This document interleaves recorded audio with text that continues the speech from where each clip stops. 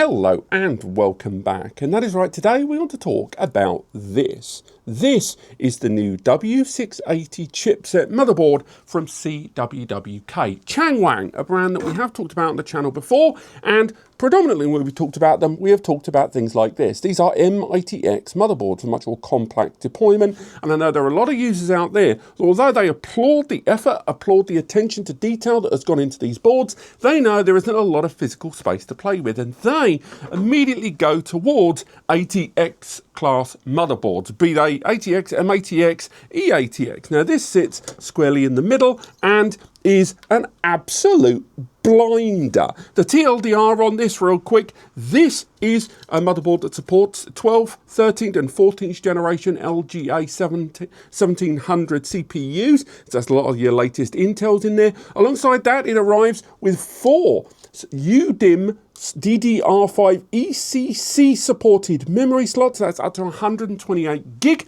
of 5600 megahertz memory inside there. It also has 4 PCIe slots, 2 of which are ×16 and 2 of which are ×4. It has 3 M.2 NVMe slots, 2 of which are Gen4 ×4. It also has 10 gigabit Ethernet and a plethora of 10 gig USBs ready to go out the base, and a myriad there of visual outputs, 2 HDMI, 2 DisplayPort and 1 USB-C visual output. This thing is a blinder.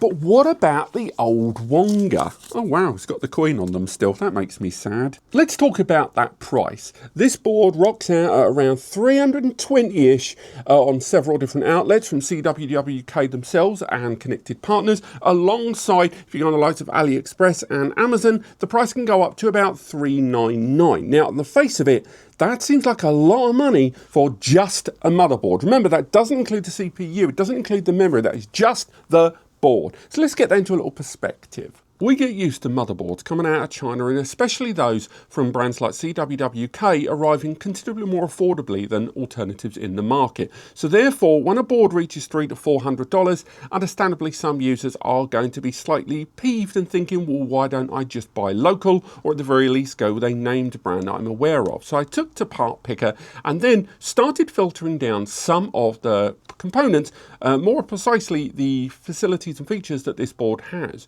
So I went on to Part Picker and immediately added every single option, as you can see at the top there, for 10 gig ports. So whether it's 1 port, 2 ports, whatever their 10 gig options were, I added them. There are no others there. And it left us still with quite a lot of boards. If we rank that up by price, we can see the cheapest board there, the Asus ROG Maximus, is around $350, and that's pounds including tax. So it's already higher in price than what we're looking at.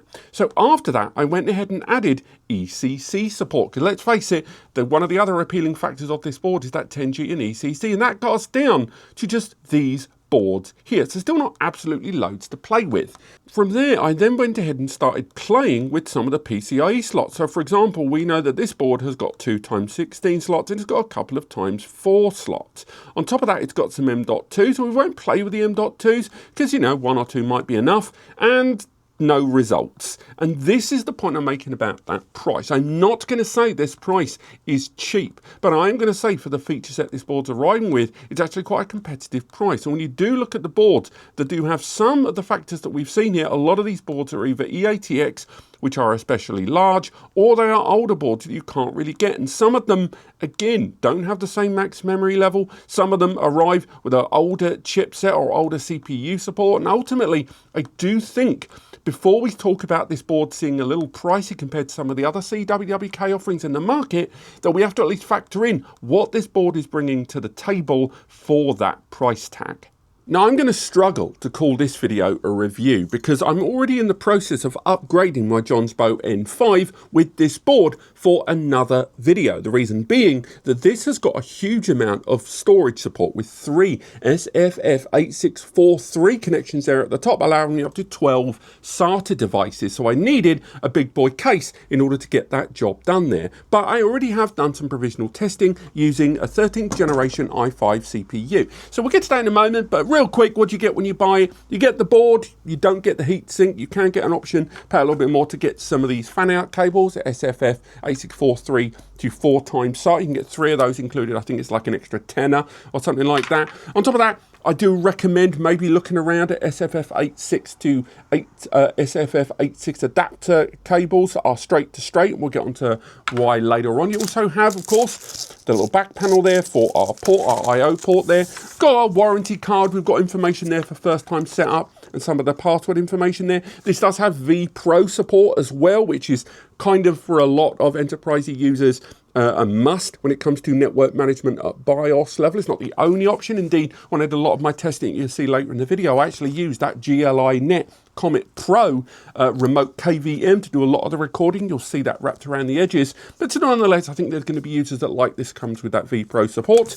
Alongside that, pretty much every one of the mainline panels, PCIe, each of the SFF, the USB on-board adapter, all of them came with covers and clips. This arrived with most of the kind of mission critical ports and connections already pre-covered, something you don't see quite a lot, even at the kind of high spec branded motherboard level these days. But even after about 12 hours of this thing being used in my network environment, I've already got some standout things that I like about this. Again, this isn't really a review. This is kind of my early experimentation and testing of this, but what I have seen has left me very pleased. So number one, the BIOS on this thing is like War and Peace. It is long. There is so much, I'm sure it's on screen right now, but there is so much configuration and control built in. I would expect that of a W680 board, but still nonetheless, I mean, again, depending on what CPU you put inside this, obviously the extent to which those BIOS can be manipulated is going to be on a case-by-case basis, but still, there is near unparalleled levels of control and configuration of this board. Right the way down, by the way, to some of the PCIe configurations there. Some of it is a bit rigid, something we'll get onto later on, but still, I can't fault the level of customization and configuration available to you there. And again, remember that VPro is going to allow you to do a lot more remote management of this system board at quite a deep level. Next up, those M.2s. Two of the M.2s at Gen4x4 there. When we did our testing over SSH with a repeated 100 times 1 gig test, we saw with both of them the read speed achieving of around 5.0 to 5.2 gigabytes per second. Again, whether you're going to work things out via decimal, it's up to you, but ultimately I'm quite pleased to see those numbers in terms of read and write. We saw it hitting around 3.9 to 4 gigabytes per second on those repeated tests there. So pleased with what I saw. But I will say when I was transferring data between the two Gen 4x4 slots, it went down to about a gigabyte transfer there. Now I was looking into it a little bit, and again I asked the brand to provide me with the full PCIe lane spec that I'm going to be referring to a few times throughout the course of this video. But again, I couldn't quite see where it was throttling down to 1 gig transferring the data between those. I wouldn't call it a problem because I was still able to maximize the 10 gig port very easily, but still nonetheless, I was surprised to see, I thought it would maybe sit closer to around 2 gigabytes per second. Now, the third M.2 slot there, I will say, is not Gen 4, it's Gen 3x4, which is already quite good if you can use that for like an OS drive. However, it shares with the Gen 3x4 PCIe lane there. So that's right. Although it's got 3 M.2 and it has 4 PCIe, some of you might have been worried about, it is sharing it with the M.2, that last slot there. That said, the primary Gen 4x4 slot does go up to 22110 full length if needed, and all of it is on one side. So you're not going to be dicking around and worrying about installing one of your M.2s on the rear and ultimately kind of boxing things in when you get the board installed. Something that, you know, when we look at this smaller generation W680 chipset board, they've put those M.2s on the back there because of that limited space. Luckily, that's not something they've had to entertain on this board. The support of those 12 SATA devices comes through on 3 SFF8643 connections now. I know not everyone loves it. Some people would have liked to have seen traditional SATA, but I appreciate a lot of the modern cases these days, especially ones like the Jonsbo that I'm going to be using this in. using those fan-out cables just makes sense there to be able to group them together. Now, two of them, or all three of them really, are using the ASM1064 controller, the SATA controller there, but two of them live on a Gen 3 x 4 lane, and another one lives on its own 4 x 1 lane there. So plenty of bandwidth being afforded to all three of those for keeping the flow of that data running all the way through. And talking of controllers and lane speeds, what about those network connections? We've got 2 x 2.5 GPE. Alongside that, we've got a single copper 10G port there. Again, 10G on this board. There's going to be a lot of people going, well, I would have liked a 2 port. I would have liked 4 ports. And, you know, more power to you. But at this price point, at this scale, and given the variety of configurational ports there on the edge, I'm happy with it. Now, that is using an AQC113C controller on board on a 4 x 1 lane. And again, full saturation. You've already got 2 or 20 gigabit or 2 gigabyte bandwidth afforded to that lane. So more than enough to have that port be fully saturated alongside a myriad of connectivity in terms of M.2 as well. Again, I didn't see any problems throttling it. I wasn't able, at least in this initial testing, to trunk them all together with something like SMB multi-channel, something I'll add to the N5 video. But ultimately, really happy with the network connectivity of what we're getting here. And again, around 300 to 400 Nika. However, for all of this praise, I will say things are a little convoluted when it comes to those PCIe slots. So we're going to not bother talking about one of them, that Gen 3 x 4 there, because it shares it with the M.2. We've covered it there. And there is an additional 3 x 4 there that can run fine. But the 2 x 16 slots there, they're 4 x 16. But if you use both of them, it will cut down to ×8 each, which is a little complicated there. Again, it does mean if you've got one card, if you want to use something like the OWC Destroyer card here, there's got 8 M.2 slots inside at Gen 4. If you try to use that in both of those slots, they will throttle down to ×8. Another thing, if you only use one card inside this board, so let's put that there on top of the Ugly Betty. If you only use one card inside there, that primary board, that primary ×16 actually supports Gen 5. I was able to get this. This is my Gen 5 ×16 M.2, and on that stick on the Samsung 9100 Gen 5 SSD. And it saw it as a Gen 5. And when I went into the SSH, went into the PCIe distribution, I could see that it was loaded on at Gen 5 speeds there. However, because of my CPU, it got throttled down to ×2 speed there. So unfortunately, I wasn't able to test the extent as to which this board here will allow me to install something like a Gen 5 ×16. I only have this at Gen 4.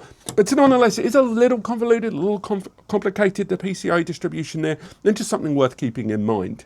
Finally, the connectivity, which isn't going to be too hampered by your CPU of choice. The color scheme here is a little misleading. And by that, I mean, because you actually have 4 10 gig USBs. You would think, looking at this, that you've got 2 10 gig USBs and 4 5 gig USBs, but you don't. You actually have 4 10 gig USBs here. You actually have 4 USB 2 ports. You have 2 here and 2 located on the inside of the board up here there. It's a little messy.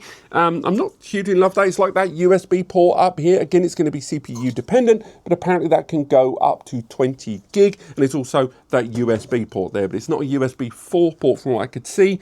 But then I wasn't using something like a much more extensive CPU that may have had that support natively. So nonetheless, overall, I'm happy with this board so far. As I say, this isn't really a full highfalutin review. You may have seen in some of the footage that I've shown on screen that I've actually been starting playing with some of those CWWK adapter boards here using that 8643 connector to see just what extent I can connect and expand beyond just SATA connectivity, not just on those 3 ports there, but if I wanted to take advantage of things like M.2 adapters, take advantage of the PCIe to M.2, there's a lot of expandability on a board like this that I just haven't had a chance to check. So I wanted to get some of my earliest impressions and tests out there to see what you guys think and hopefully what you would like to see in that follow-up. But for now, I'm going to get to work getting this inside my Jonsbo N5, and I look forward to seeing you on that next video. Now, if you found this video helpful, please, please, please, if you plan on buying this and you do plan to go to the stores listed below,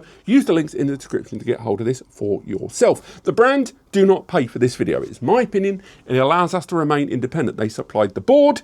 And after that, we get to start the hell we want. But the problem there is we've got to remain sustainable. And the only way this channel can remain sustainable is via, unfortunately, ad revenue via YouTube and affiliated links like those in the description below. So if you found this video helpful and if you're going to go to those stores anyway, please use those links. It really helps me and Eddie out. It's just us doing this and it allows us to keep doing what we do. So thank you so much for watching and I'll see you next time.